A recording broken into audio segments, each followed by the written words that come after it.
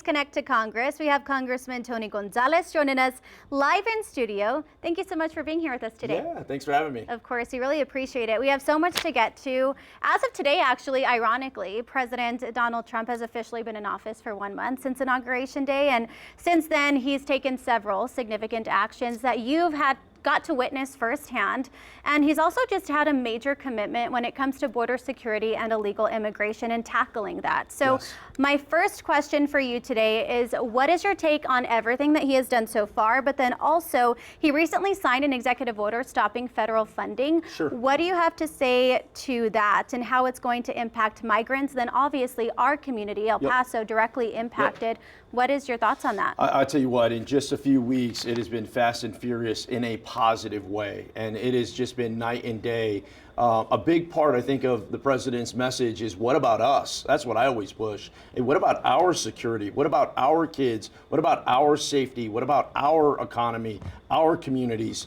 And we've seen immediately, within a few weeks, all of a sudden, this border crisis get under control. I spent yesterday, the bulk of the day, on Fort Bliss. That is a gem. The work that they're doing, there's been 23 flights that have been sent out there, nearly 1,000 different people. And I work very hard to separate illegal immigration, convicted criminal illegal aliens. I'm talking bad actors that nobody wants in our community, with people doing it the right way, people coming over here to work visas. And I think it's very important that we separate those two, especially in a community like ours, where we know how important Juarez and Mexico is, and trading partners. I think we can accomplish both.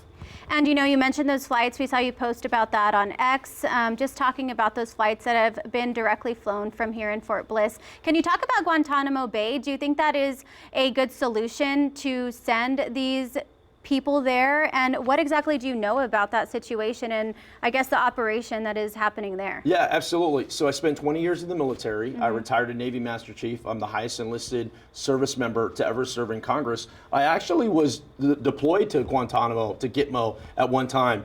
I'd say this: you don't want to go there on a one-way flight. Yeah, it is a very remote place. So just the fact that the notion that we're messaging some convicted criminal aliens are going to go to Guantanamo should scare the daylights out of a lot of people. So I think that's positive.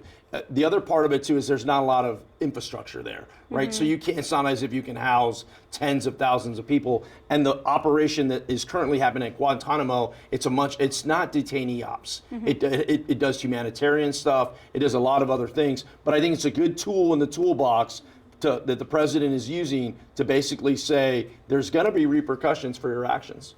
And let's circle back to that executive order stopping federal funding from being used to help migrants. What is your take on that? And then also how local nonprofits here in El Paso are being impacted and the setbacks that they're obviously facing due to that. Yeah, I mean, it's simple. What about us? Yeah, and I think for too long, these NGOs and these faith-based organizations, they had a mission, and their mission was to take care of our poor, to take care of our needy, our homeless veterans, underage pregnancies, and all of a sudden, now they're taking care of people that are here illegally. I mean, it's madness. We need to get back to taking care of ourselves. And so I look forward to them getting back to taking care of our most vulnerable in our community. We can be warm and welcoming, but we got to get back to taking care of ourselves. And our taxpayer dollars, we got to ask, where is this money going? And this money should either be going back in our pockets, or it should be going back in our communities. Our schools shouldn't be closing. Our hospitals shouldn't be having less resources. That money should come back to us. Yeah, let's talk a little bit about that, because obviously the big story that we've been reporting on today, I'm sure you know about it, Socorro ISD deciding to cut hundreds of jobs, employees being impacted, fine arts programs being impacted. They're really, though, not the only district that is facing these issues. You know, EPISD recently closed down several schools to combat funding deficits that they're up against. What is your take on that? And then how do you think that the federal government can better support local school districts who are in a bind? It's absolutely terrible what Socorro is going through, Socorro ISD is going through right now. But to your point, this is happening all across the state. And it's, once again, it's not fair for these small communities to have to go it alone on their own. If education is important to us, I'm a father, you're a mother. Clearly, our children are important to us. We can't just say these things, we have to do them. And once again, the priorities have to change. It can't be other people are our priorities. It has to be we are the priority. Our children are our priority. And our schools is where it starts. One, we got to make sure that we have the teachers there to provide the education, but they also have to be safe, right? There have to be a place that's warm and welcoming. Children get the education they need. That's how you change the community. That's how you change the world. If you start having more and more schools close up, that's nothing but negative for our communities. Let's talk about tariffs. Obviously, that's a hot topic right now, specifically on Mexico. The 30-day pause is coming to an end actually early next month. Do you think Mexico has held its end of the deal when it comes to securing the border? You know, the president has certainly used tariffs as the instrument to bring Mexico and other partners to the table. And I think it's worked. I view it through the lens of let's get ahead of these tariffs, because oftentimes they're losers. I mean, it'll impact both Mexico, it'll impact us in a negative manner, but we need Mexico to be a partner. They can't just be, throwing rocks at us. We can't just throw rocks at them. We need to come together and say, hey, how do we keep our communities safe? How do we make sure trade and commerce is strong? Culturally, we stay intact. So Mexico has to do its part. In Congress, I view it through the lens of it is my job to make sure I go out and build these relationships with Mexican officials to go, how do we solve this together? Juntamos, right? We're partners in this. Let's go together. Let's not wait till it's too late and our bridges are closed or our railroads are closed or our jobs are shut down.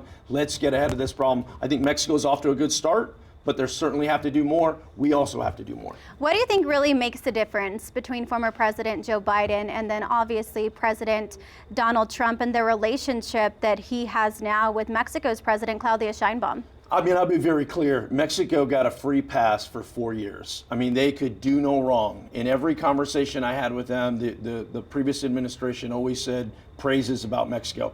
And the fact is, that's not always the case. I want to have a real conversation, the good parts, the bad parts, the ugly parts, and that's how you solve a problem. Like, what are the real problems and how do we work together to solve them? Once again, not blaming the Mexicanos for the problem, not blaming the gringos for the problem. Like, this is our community. We go back and forth, we visit, we're impacted by it. We certainly saw that in COVID and these different things. So I want to get back to partnerships. How do we partner up? And once again, I view it's my role to build out these relationships with officials. I recently met with the ambassador of Mexico in DC. We had a great conversation, and I will do more of that. Stay tuned. I will do more of that because I think that's how we get ahead of some of these problems that could impact us negatively. Yeah, and obviously, President Donald Trump is going to be in office for 4 years. His policies have been very controversial, especially in the El Paso community. What is your message to those who maybe are fearful, worried? What do you want them to know about the actions that he's taking and the reason behind them? I'm optimistic. I think it's going to be great for our country. And once again, to put things back on every branch of our government should be responsible to us. Where are our taxpayer dollars going? We should know that. And once again, if they're not going to the right places, they should come back to us. I think this is a great opportunity for us to say, what about us? What about our schools, our healthcare, our job opportunities? What about us? I think it's a perfect reset. But it's also tricky, right? You can say some things.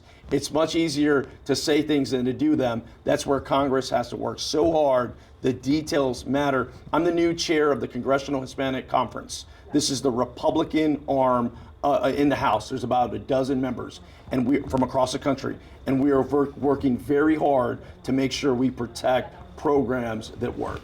All right, Congressman, thank you so much. Yeah. We really appreciate your time today. Thank you. Yeah, if you would like to watch this back, you can find it on our website. Just go to kfoxtv.com. But for now, we're going to